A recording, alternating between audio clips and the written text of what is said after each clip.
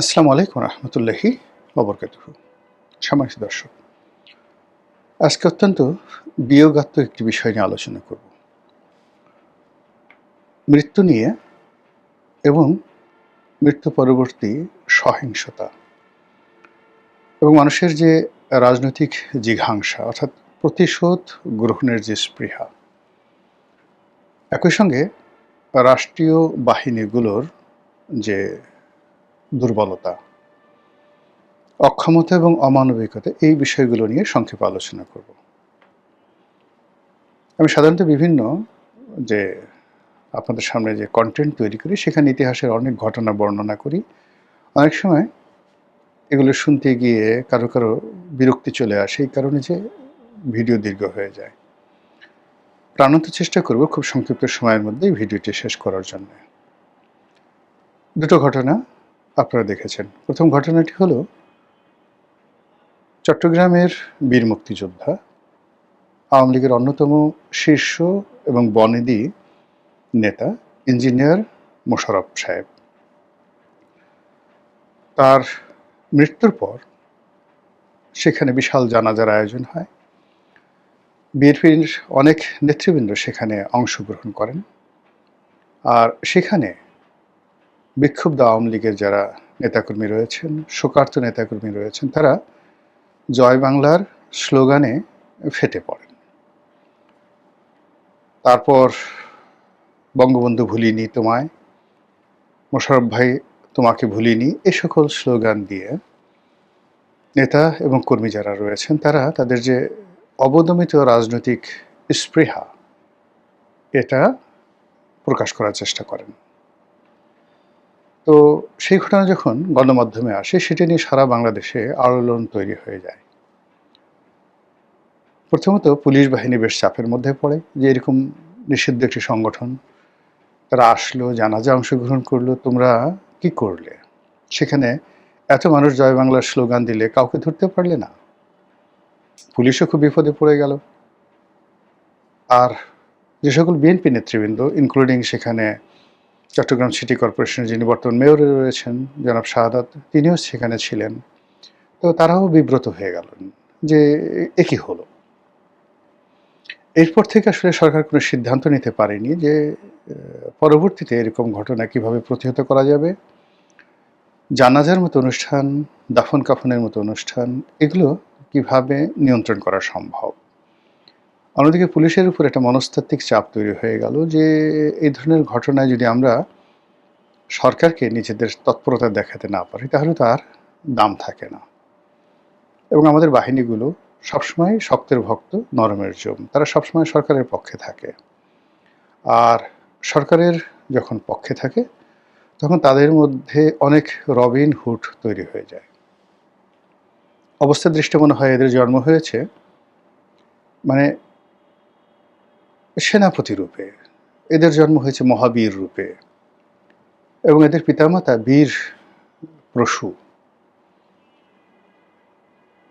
এখন এই সকল বীর যখন যে দল ক্ষমতায় থাকে তাদের তোষণ করে, আর যখন সে দল ক্ষমতা থেকে চলে যায় তখন তার এত দ্রুত পালিয়ে যায় নিরাপদে, নিভৃতে। আর এদের যারা নাটের গুরু থাকে বড় বড় পদে, এরা সবসময়ই জেলখানাতে পচে।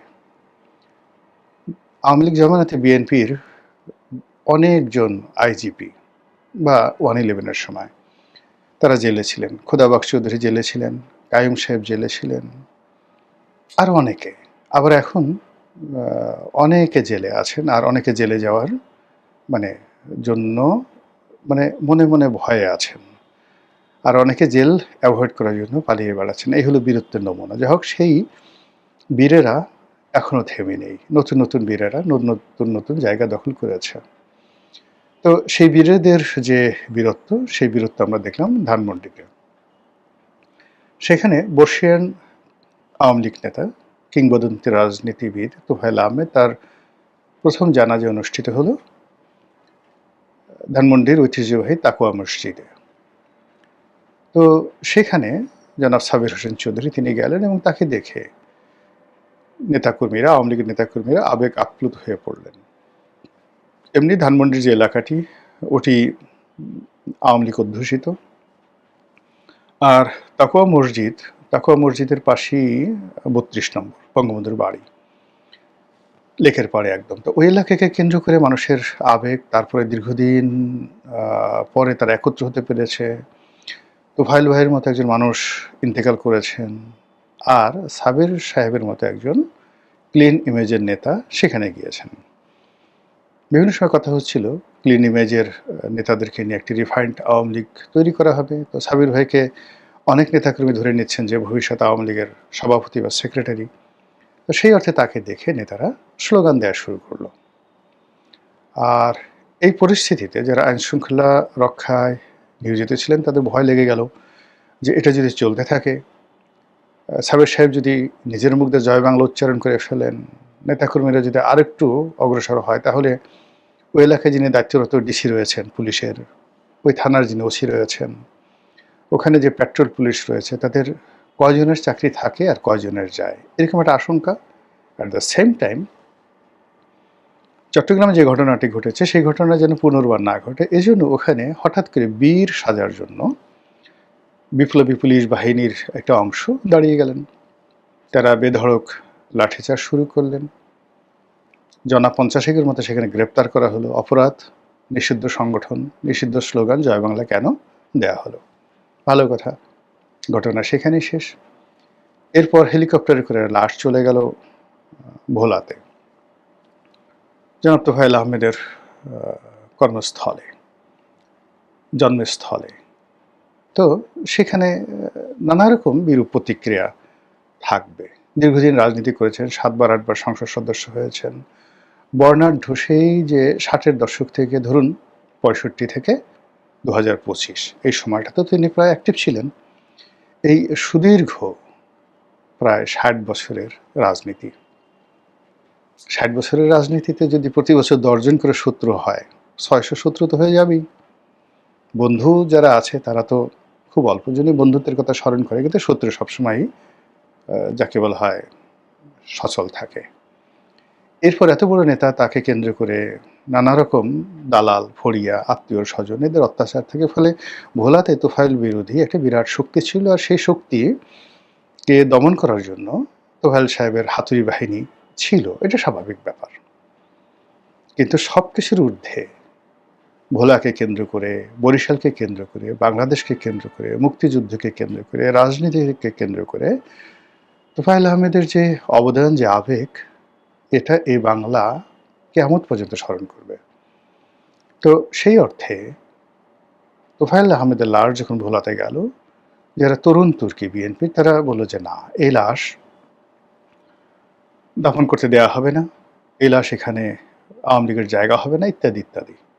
পরে অবশ্য বিএনপির যারা সিনিয়র নেতৃবৃন্দ বা ঢাকা থেকে যারা আরও সিনিয়র নেতৃবৃন্দ, তাদের হস্তক্ষেপে পরিস্থিতি শান্ত হয় এবং অনেক সিনিয়র বিএনপি নেতা এই জানাজায় অংশগ্রহণ করেন। কিন্তু এরপরও মানুষের ক্ষোভ থামেনি। অনেকে বলছে যে আচ্ছা ঠিক আছে, জানাজা হয়েছে, তাতে কী হয়েছে, লাশ তো এখনো কবরে আছে। এই না, ইন্টারনেটে যে সকল কথাবার্তা হচ্ছে, এই সকল কথাবার্তা আসলে বলাটা শোভনীয় নয়। আমার বক্তব্য কয়েকটি জায়গাতে। প্রথম বক্তব্য হলো যে আমরা যারা রাজনীতি করি, আমরা সবসময় দুর্বলের উপরে, অসহায়ের উপরে আঘাত করে আনন্দ পাই। আর আমাদের যখন সুসময় থাকে, আমাদের সুসময়ের সময় আমরা ভুলে যাই যে কোনো একটা সময় আমাদের দুঃসময় ছিল। বিএনপি এখন বা জামাত এখন মনেই করে না যে একটা সময় তারা মজলুম ছিল। আর আওয়ামী লীগ এখন ভাবতেই পারে না যে কোনো একটা সময় তারা দেশ চালিয়েছে টানা ১৭ বছর, তার আগে ৩.৫ বছর, তার আগে ৫ বছর, এরকম তারা কল্পনাই করতে পারে না। তারা মনে করে তাদের জন্মই হয়েছে পালিয়ে থাকার জন্য, এবং তাদের জন্ম হয়েছে নিজেদেরকে গোপন রাখার জন্য। আদারওয়াইজ একটি শোক সন্তপ্ত পরিবেশ। একজন মৃত মানুষের উপরে হাজার হাজার জীবিত মানুষ ভর করে স্লোগান দিচ্ছে, এর চাইতে কাপুরুষতা আর হতে পারে না। যদি সাহস থাকে, শক্তি থাকে, ৩২ নম্বরে যান, বঙ্গবন্ধু এভিনিউতে যান, প্রেস ক্লাবের সামনে আসেন। যেহেতু আপনারা জীবিত, আপনাদের শক্তি আছে, সামর্থ্য আছে, মুখে মাস্ক পরে ছবি তোলার জন্য ১০-১২ জন, ১০০-১৫০ জন, পিছনের আরও এআই দিয়ে একটা বিরাট, যাকে বলা হয় মিছিলের ভাব দেখিয়ে কলকাতার যে সকল লোক পালিয়ে আছে তাদের কাছে সেই ভিডিও পাঠিয়ে দিয়ে বাহবা নেয়ার যে চেষ্টা, এটা বীরত্বের লক্ষণ নয়। অন্যদিকে ধরুন, আমি আমার নিজের একটা অভিজ্ঞতা বলি। এক বয়স্ক মানুষ মানে ৬০ বছর তার বয়স, আর আমার বয়স তখন ৪০ বছরের মতো। তার সঙ্গে আমার খুব বাহাস হলো। তো সে আমাকে খুব দাপট দেখাচ্ছে। তখন বিএনপি সবেমাত্র ক্ষমতায় এসছে ৯১ সনের দিকে বা ২০০১-এ, যে কোনো একটা সময়। তো আমার মনে নেই ওখানে, যেহেতু বয়স বললাম ৪০। তো এনিওয়ে, তো সেই ভদ্রলোক ব্যারিস্টার আব্দুস সালাম তালুকদারের নিকটাত্মীয়। আব্দুস সালাম তালুকদার সাহেব তখন মারা গেছেন। তো তিনি তাকে বললেন যে, তুমি জানো আমি তোমাকে কি করতে পারি? তা আমি বললাম যে, তুমি আমার ঘোড়ার ডিম করতে পারো, কিছুই করতে পারবে না। কেন কেন কেন? প্লেনে বসে, সে ড্রাঙ্কার অবস্থায় ছিল। তা আমি বললাম যে, যে জীবিত মানুষ মৃত মানুষের বাহাদুরি করে, যে জীবিত মানুষ তার বীরত্ব দেখানোর জন্য মৃত মানুষের ইতিহাস বহন করতে হয়, সে অন্য একটা জীবিত মানুষের একটা পশম স্পর্শ করতে পারে না। তো ভদ্রলোক জ্ঞানী, লেখাপড়া জানা মানুষ, তিনি প্লেনে বসে আমার সাথে রাগারাগি করার জন্য যথেষ্ট মদ খেয়েছিলেন, কিন্তু আমার এই কথা শুনে একেবারে নির্বাক হয়ে গেলেন। এখানে ঠিক একই কথা। ইঞ্জিনিয়ার মোশাররফ সাহেব মারা গেছেন, তোফায়েল সাহেব মারা গেছেন, তাদের লাশকে সামনে নিয়ে, লাশকে ওসিলা করে আমার ক্ষোভ জানাতে হবে, বিক্ষোভ জানাতে হবে, এটা বীরত্বের লক্ষণ নয়। এই কাজ আওয়ামী লীগের যারা লোকজন করেছেন, ভুল করেছেন, আগামীতেও এই কাজ যদি করেন আরও ভুল করবেন। তাদের জন্য দোয়া করুন, তাদের জন্য কান্নাকাটি করুন, কোরআনখানি করুন, পরিবেশটিকে শোকসন্তপ্ত রাখুন। এটা হলো প্রথম পরামর্শ। দ্বিতীয় যে বিষয়, সেটি হলো যে, একটা মানুষ যখন প্রকৃতির স্বাভাবিক নিয়মে মারা যায়, তখন তার প্রতি শ্রদ্ধা জানানো, তার শেষকৃত্য অনুষ্ঠান করানো রাষ্ট্রের দায়িত্ব। আপনি এখন কাউকে পাড়িয়ে মেরে ফেললেন, কাউকে ক্রস ফায়ারে মেরে ফেললেন, কাউকে বিচার করে মেরে ফেললেন, সেটা আলাদা। কিন্তু প্রকৃতিগতভাবে আল্লাহর হুকুমে যারা এই পৃথিবী থেকে স্বাভাবিক মৃত্যুবরণ করেছে রোগ শোক হয়ে, রাষ্ট্র সেক্ষেত্রে তার শেষকৃত্য অনুষ্ঠান করতে দেবে, আয়োজন করবে, নিরাপদ দেবে, এটাই রাষ্ট্রের বিধান। এবং এ ধরনের অনুষ্ঠানকে কেন্দ্র করে বিএনপি, জামাত বা অন্য যে সকল এখন শক্তিশালী দল রয়েছে, তারা এখানে যে সকল নেতিবাচক কর্মকাণ্ড করবে, সেই নেতিবাচক কর্মকাণ্ড সুদে আসলে প্রকৃতি তাদেরকে ফিরিয়ে দেবে। এর কারণ হল এই জিনিসটি স্বয়ং আল্লাহকে চ্যালেঞ্জ করা, স্বয়ং আজরাইলকে চ্যালেঞ্জ করা, স্বয়ং প্রকৃতিকে চ্যালেঞ্জ করা, আকাশ বাতাস গ্রহতারা নক্ষত্রকে চ্যালেঞ্জ করা, এটা শোভনীয় নয়। অতীতে যারা করেছে তারা সবাই এই দুর্ভোগ দুর্দশার মধ্যে পড়েছে। কাজে বিএনপির, জামাতের যারা নেতৃবৃন্দ, সবাইকে অনুরোধ করব যে, যদি আপনাদের খুব রাগ থাকে, যেমন তোফায়েল আহমেদ অনেকদিন হাসপাতালে ছিল, এই বাংলায় তো আসলে লাশ কবর থেকে তুলে নিয়ে জীবন্ত পুড়িয়ে মারা হয়েছে। এই বাংলায় মসজিদের একজন পাগল, উন্মাদ পাগল, তাকে ভারতীয় রয়ের এজেন্ট মনে করে দিনাজপুর না উত্তরবঙ্গের একটা জায়গাতে ১০ থেকে ২০ হাজার মানুষ একত্র হয়ে জ্বলন্ত চিতায় পুড়িয়ে মারা হয়েছে। ফলে কাজেই আওয়ামী লীগের অনেক নেতা রয়েছে যারা জীবিত আছেন, আপনারা তাদেরকে বাসা থেকে ধরে নিয়ে আনেন, জেলখানা থেকে আনেন, বা ওই যে অন্য যে কোনো সময় আনেন, এনে আপনাদের রাগ দেখান, ক্রোধ দেখান। রাষ্ট্র পারলে ফিরাবে, না পারলে ফিরাবে না। কিন্তু একটা মানুষ মরে গেছে প্রাকৃতিক নিয়মে, বা আপনি তাদেরকে মারেননি, পাড়িয়ে মারেননি, এখন সেই লাশ নিয়ে বাহাদুরি দেখানোর কোনো, যাকে বলা হয়, যুক্তি নেই। মরহুম সালাউদ্দিন কাদের চৌধুরীর কবরে গিয়ে যারা দাপট দেখিয়েছেন, এই বাংলার একটা মানুষ তাদেরকে সমর্থন করেনি, কেউ তাদেরকে ভালো বলেনি। এবং যারা সেই কাজ করেছে, গিয়ে দেখুন কিভাবে প্রকৃতির অভিশাপে সেই একটা কবরকে লাঞ্ছিত করার কারণে তাদের রাজনীতি গেছে, পরিবার গেছে, ব্যবসা বাণিজ্য সবকিছু তছনছ হয়ে গেছে। এটা শোভনীয় নয়।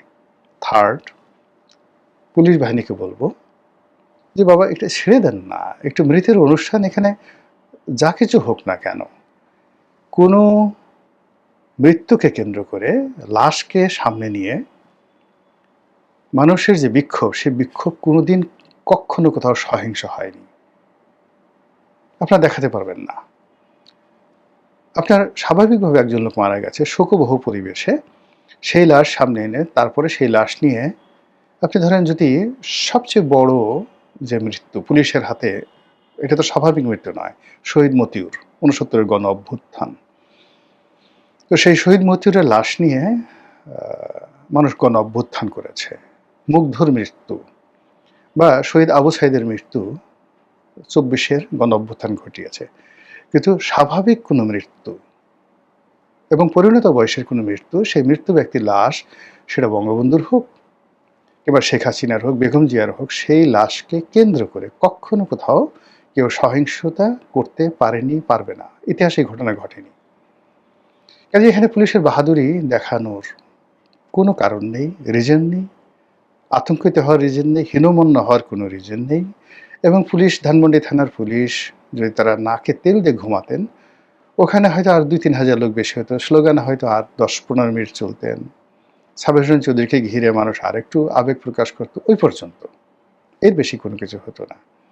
কিন্তু এই যে সরকার একটা উদার রাজনৈতিক পরিবেশ তৈরি করতে চাচ্ছে, তো সেখানে কবরস্থান, মৃত লাশ, শোকের পরিবেশ, জানাজা, সেখানে পুলিশের যে বাহাদুরি, এটা পুলিশ বাহিনীর ঐতিহ্য ফিরিয়ে আনবেন। আপনি মোহাম্মদপুরে গিয়ে একটা ছিনতাই বন্ধ করতে পারছেন না।